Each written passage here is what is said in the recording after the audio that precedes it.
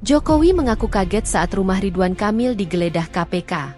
Presiden ke-7 Republik Indonesia, Joko Widodo, Jokowi, mengaku terkejut setelah mendengar kabar bahwa rumah mantan Gubernur Jawa Barat, Ridwan Kamil, digeledah oleh Komisi Pemberantasan Korupsi, KPK.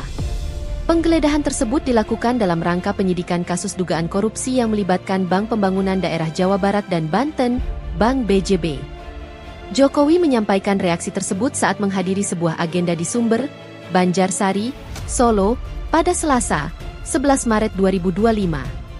Ketika ditanya oleh wartawan mengenai pendapatnya terkait penggeledahan yang dilakukan oleh KPK di kediaman Ridwan Kamil, Jokowi mengaku sangat kaget. "Ya, sangat kaget," ujar Jokowi singkat.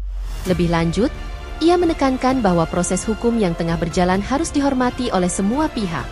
Menurutnya, setiap kasus yang ditangani oleh aparat penegak hukum harus diproses secara transparan dan sesuai dengan peraturan yang berlaku.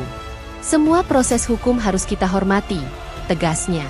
Ketika ditanya apakah ia mengetahui lebih jauh mengenai kasus yang sedang diselidiki KPK ini, Jokowi mengaku tidak mengetahui detailnya. Bahkan, meskipun dugaan kasus tersebut terjadi ketika ia masih menjabat sebagai presiden, ia menegaskan bahwa ia tidak memiliki informasi terkait perkara tersebut. "Ya kan saya tidak tahu," tambahnya. Selain itu, Jokowi juga menyampaikan bahwa kasus ini dapat menjadi pembelajaran bagi banyak pihak.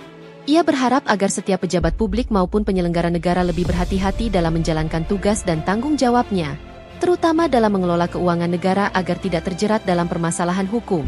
"Saya kira semua bisa belajar dari semua kasus-kasus hukum yang ada," pungkasnya. Sebagai informasi, KPK melakukan penggeledahan di rumah Ridwan Kamil sebagai bagian dari penyelidikan dugaan tindak pidana korupsi yang berkaitan dengan kebijakan keuangan di Bank BJB. Meski demikian, hingga saat ini belum ada pernyataan resmi dari KPK terkait status hukum Ridwan Kamil dalam kasus tersebut.